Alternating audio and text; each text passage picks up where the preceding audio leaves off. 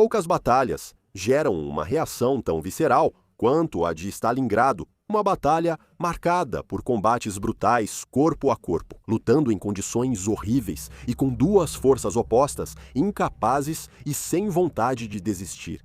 A Batalha de Stalingrado foi a mais mortal da Segunda Guerra Mundial, com 12 milhões de pessoas perdendo suas vidas. A Batalha de Stalingrado foi crucial para enfraquecer o avanço nazista na União Soviética e marcou o início do fim do regime nazista. No vídeo de hoje, vamos abordar o motivo da Batalha de Stalingrado, o que aconteceu e o que isso significou para a Segunda Guerra Mundial.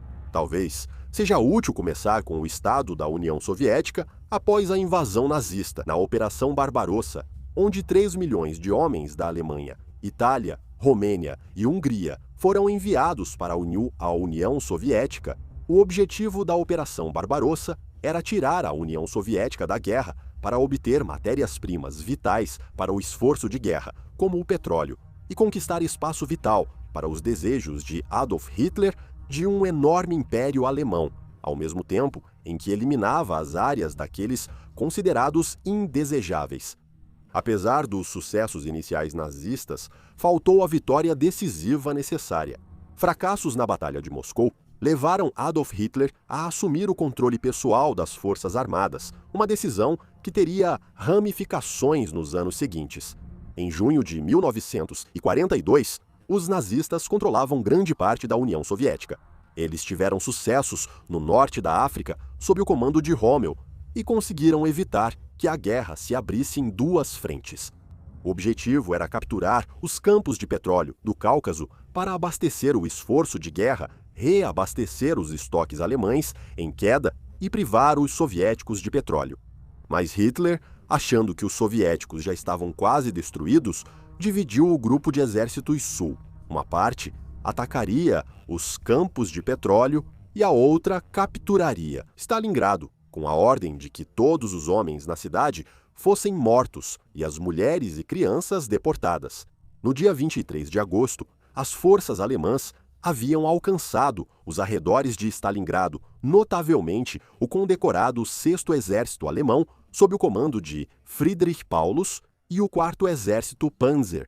A resistência soviética havia se mostrado ineficaz, mas logo perceberam que Stalingrado era o alvo. O planejamento para a defesa da cidade foi entregue ao general Andrei Germenko, que conseguiu reagrupar as forças soviéticas do 62º e 64º Exércitos para a cidade. A evacuação de 400 mil civis foi amplamente proibida, pois disse que Stalin acreditava que a presença deles incentivaria os homens a lutar com ainda mais determinação.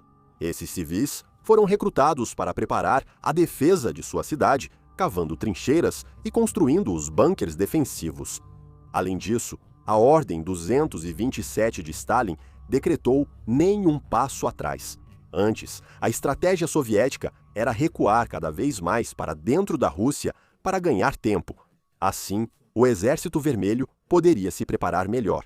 Mas essa tática deixou centenas de milhares de civis à mercê do avanço alemão, muitos dos quais acabariam em valas comuns, mesmo nesse momento. Antes da batalha, a Luftwaffe alemã fazia de tudo para cortar o suprimento da cidade, atacando embarcações que cruzavam o rio Volga. Mas nada se compararia à enorme campanha de bombardeios que marcaria o início da Batalha de Stalingrado. Cerca de 1.000 toneladas de bombas foram lançadas ao longo de 2 dias. As estimativas variam, mas acredita-se que cerca de 40 mil pessoas morreram nos ataques aéreos. Um confronto notável durante os estágios iniciais da batalha envolve o 1077, o Regimento Antiaéreo, quando os tanques alemães avançaram pelo norte, pegando os soviéticos de surpresa.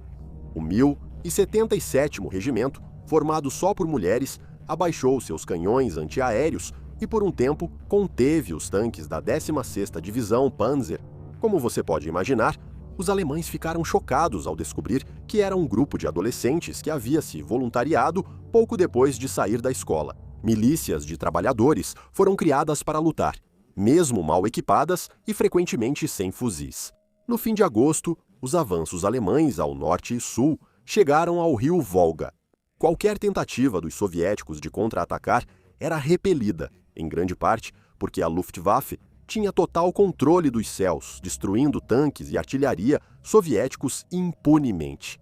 O conflito entre as duas forças diametralmente opostas logo se transformou em alguns dos combates urbanos mais brutais da história. As táticas alemãs combinavam ataques aéreos da Luftwaffe com bombardeios de mergulho dos Stuka, seguidos então por bombardeios de artilharia. Só então a infantaria avançava com apoio blindado. Embora essa fosse uma estratégia eficaz, ela exigia muitos recursos e mão de obra, resultando em baixas muito altas. Cada prédio, cada rua e cada cômodo se tornaram uma zona de guerra disputada por si só. No mês de outubro, os soviéticos se agarravam a uma estreita faixa de terra no lado oeste do rio Volga. Isso também teve um preço alto. Os soviéticos resistiram só por causa dos reforços trazidos de balsa pelo rio. Esses transportes de tropas enfrentavam bombardeios e ataques aéreos da Luftwaffe antes mesmo de chegar ao outro lado. E se conseguissem chegar ao outro lado, seriam lançados diretamente no combate mais intenso e feroz. A expectativa de vida média de um soldado soviético em Stalingrado era de apenas 24 horas. Para os oficiais, era um pouco maior, com uma expectativa de vida de 72 horas. Mesmo assim, os alemães continuaram a guerra urbana até novembro.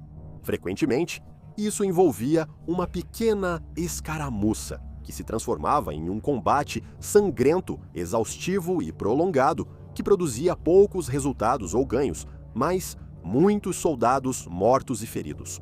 Um confronto notável foi a defesa do elevador de grãos de Stalingrado, que foi inicialmente ocupado por um pequeno grupo de soldados alemães. Quando foi retomado pelas forças soviéticas, eles se entrincheiraram e montaram uma defesa incrível. Apesar de todo tipo de panzer, Stuka, artilharia e até lança-chamas terem sido usados, 27 soldados soviéticos conseguiram conter o avanço alemão por 4 dias. Outro exemplo de como um prédio virava fortaleza é a Casa de Pavlov, edifício de 4 andares ocupado e nomeado pelo sargento Yakov Pavlov. Após capturar o prédio das forças alemãs, onde 26 dos 30 homens de seu pelotão foram mortos, Pavlov e seus 3 soldados restantes começaram a se entrincheirar. O prédio e a praça próxima foram transformados quando chegaram reforços e equipamentos extras, linhas de artilharia. Foram traçadas a partir de baterias do outro lado do Volga. Minas terrestres, com arame farpado e ninhos de metralhadora, protegiam a área de uma posição elevada. Pavlov conseguiu neutralizar artilheiros alemães com seu rifle antitanque e dizem que ele sozinho inutilizou uma dúzia de tanques. E nenhum relato sobre Stalingrado pode ser completo sem mencionar Vassili Zitsev, um atirador de elite que supostamente matou 225 soldados alemães em Stalingrado. Junto com combates frenéticos e caóticos a curta distância, atiradores de elite eliminavam inimigos a longa distância. Zitsev e outros atiradores de elite aproveitavam a paisagem destruída pelos bombardeios e atuavam em equipes de 6 para se proteger. Zitsev também ficou famoso pelo duelo com o superatirador alemão Erwin König, retratado no filme Círculo de Fogo. No entanto, isso é uma invenção. Embora ele relate um duelo com um atirador em suas memórias, não há prova de que um atirador alemão tenha sido enviado para matá-lo, sendo provavelmente propaganda soviética para exaltar sua habilidade, enquanto mais soldados eram enviados à cidade. E enquanto os alemães lutavam para avançar, Stalin e seu comando militar planejavam uma grande contraofensiva para retomar a cidade e cortar uma boa parte das forças alemãs. O 6º Exército Alemão era protegido em seus flancos por forças romenas e italianas, que não estavam tão bem equipadas quanto os alemães. Eles, frequentemente, dependiam de armamentos da Primeira Guerra Mundial e careciam de poder de fogo antitanque dedicado. O plano era cercar as forças alemãs, rompendo os flancos e cortando-as de qualquer reforço ou reabastecimento. Para alcançar isso, cerca de 10 exércitos, 1.000 tanques e 1 milhão de homens foram reunidos e posicionados secretamente para a contraofensiva. Essa seria a Operação Urano e buscaria romper o sangrento impasse em Stalingrado. A Operação Urano seria arquitetada por Georgy Zhukov, um oficial de longa data do Exército Vermelho que conseguiu evitar os expurgos assassinos de Stalin nas forças armadas soviéticas enquanto lutava contra os japoneses imperiais. Em uma série de conflitos de fronteira, Zhukov provou sua capacidade em usar táticas de cerco. Em agosto de 1942, Zhukov virou vice-comandante supremo do Exército Vermelho ao obrigar os alemães a lutar por cada pedaço de terra. Quanto mais tempo ele tinha para reunir reforços e lançar um grande contra-ataque quando o inimigo havia avançado demais e perdido o ímpeto. Zhukov adiou contra-ataques várias vezes para garantir homens e materiais suficientes, mesmo quando os defensores de Stalingrado desmoronavam. A data inicial seria 9 de novembro, mas Zhukov teve alguns golpes de sorte. No dia 8 de novembro, os aliados ocidentais desembarcaram no norte da África, pressionando Rommel e seu Afrika Korps. A pressão desviou a atenção de Berlim para outro local. Em 19 de novembro, iniciou-se a Operação Urano. As forças soviéticas atacariam pelo norte e pelo sul, resultando em um duplo cerco de Stalingrado, sob a cobertura de uma nevasca intensa. A primeira ação foi atacar as forças italianas e romenas que protegiam os flancos norte e sul. Em seguida, um anel externo seria formado, composto por tanques, cavalaria e unidades de infantaria mecanizada para impedir qualquer contraofensiva alemã. Para romper o cerco, as forças Katyusha dizimaram as linhas defensivas do eixo. Milhares de soldados de infantaria soviéticos e tanques avançaram, abrindo caminho para se encontrarem e completar a armadilha. Mas para Paulus, os primeiros relatos de um ataque soviético não causaram muita preocupação. Só mais tarde, no decorrer do dia, ficou claro o que realmente havia acontecido. Não era só o exército romeno preocupado à toa. O reconhecimento da Luftwaffe confirmou que centenas de tanques soviéticos T-34 estavam avançando. Ainda assim, apesar dos relatos de colapso dos romenos, e apesar do fato de que Paulus tinha várias divisões Panzer à sua disposição, ele se recusou a agir e manteve os tanques presos nos limites da cidade. As divisões Panzer, que estavam fora da cidade, estavam com pouco combustível, tinham efetivo reduzido e não conseguiam acompanhar a situação em constante mudança. Embora os Panzer alemães às vezes contivessem o avanço, os soviéticos em geral atingiram seu objetivo. Em 21 de novembro, Paulus percebeu que logo seria cercado e preso no inferno que aquilo se tornaria. Stalingrado pediu permissão a Berlim para recuar e formar uma nova linha. Porém, ele não recebeu a resposta que queria.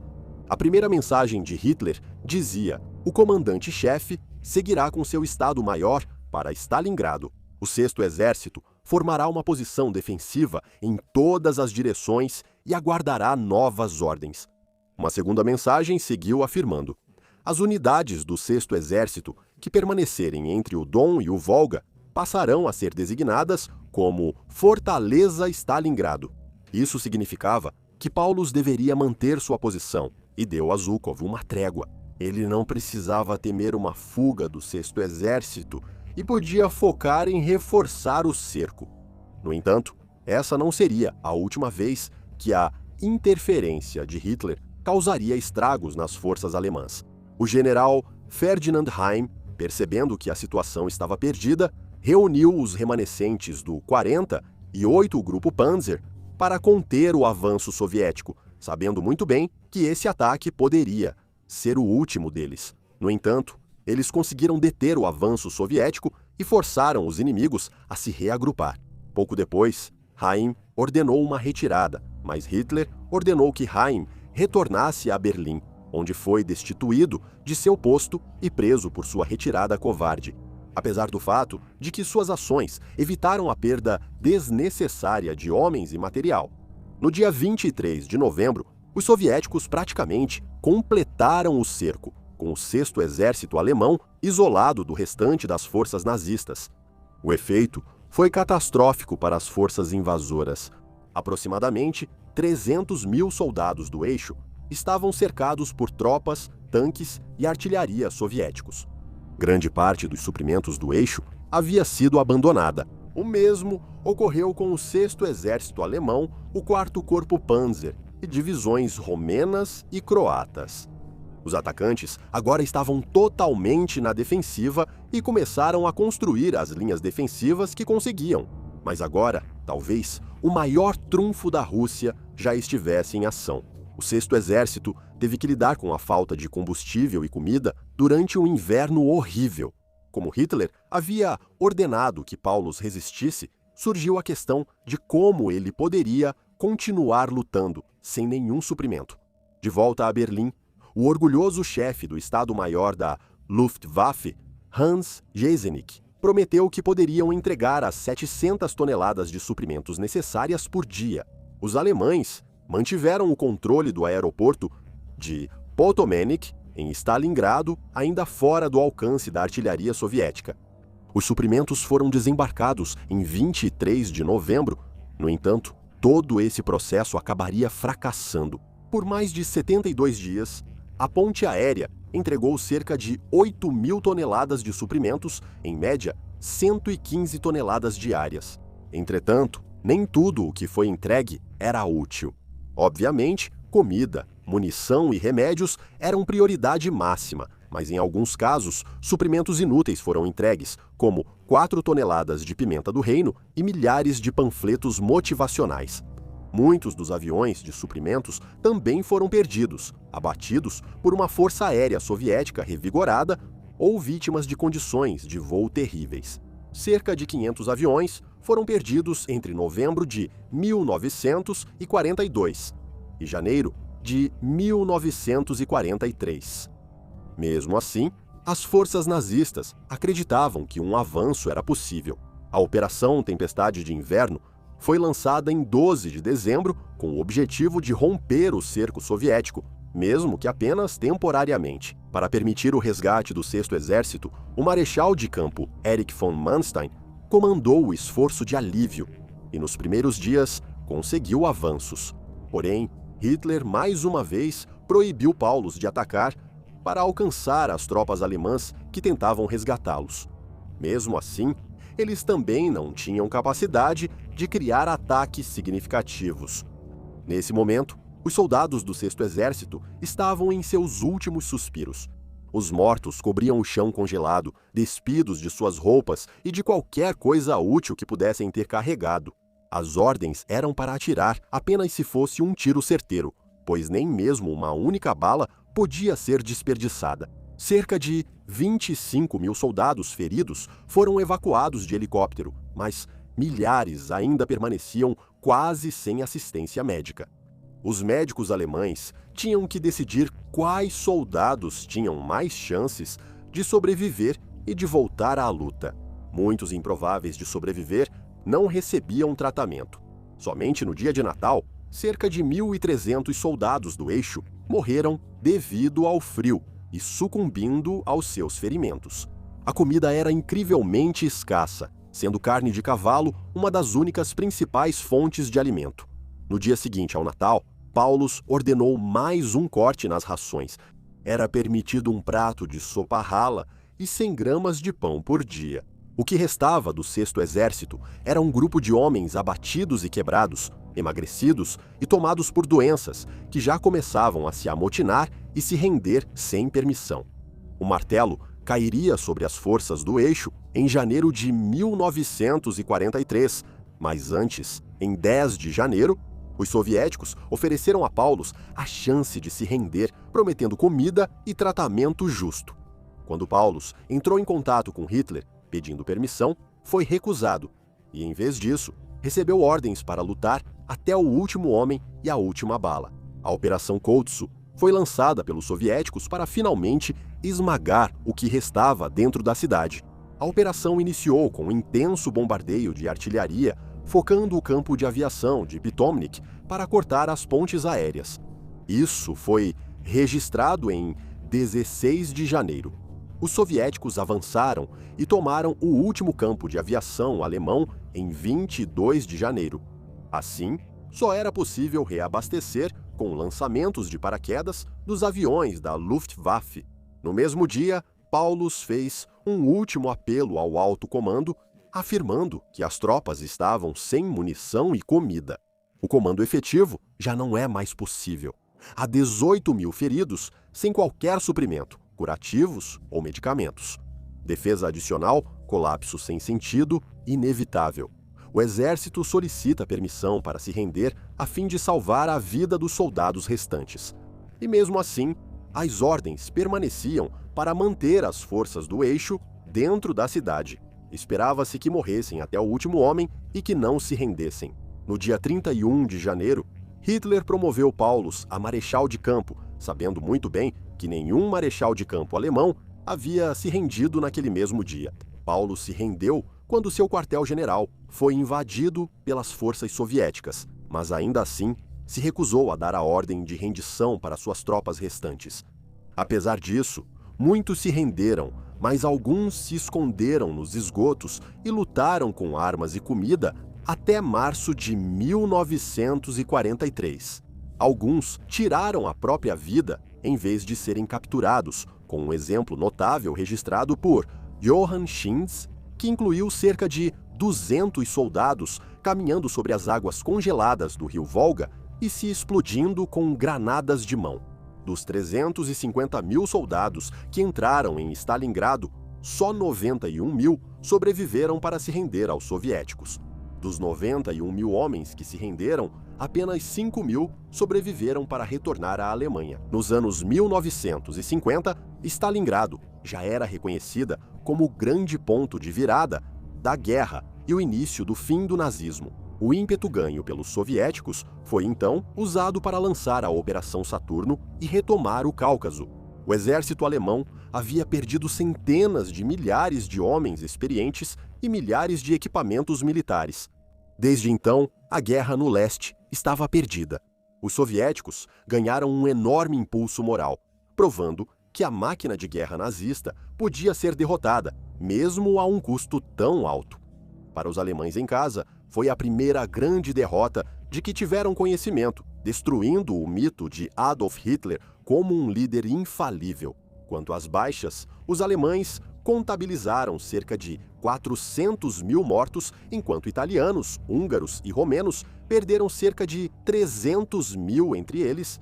Os números oficiais apontam as perdas do Exército Vermelho em 1.129.619, sendo 470 e 8.741 mortos e 650.878 feridos na região de Stalingrado.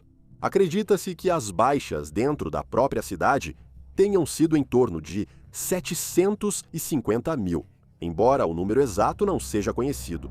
E dos 850 mil civis que viviam em Stalingrado antes do ataque, apenas 1.500 cidadãos permaneceram. Para aqueles que desejam ler mais, um link estará na descrição. Os links levarão você aos relatos de alguns sobreviventes soviéticos e alemães, onde eles descrevem o inferno que foi Stalingrado.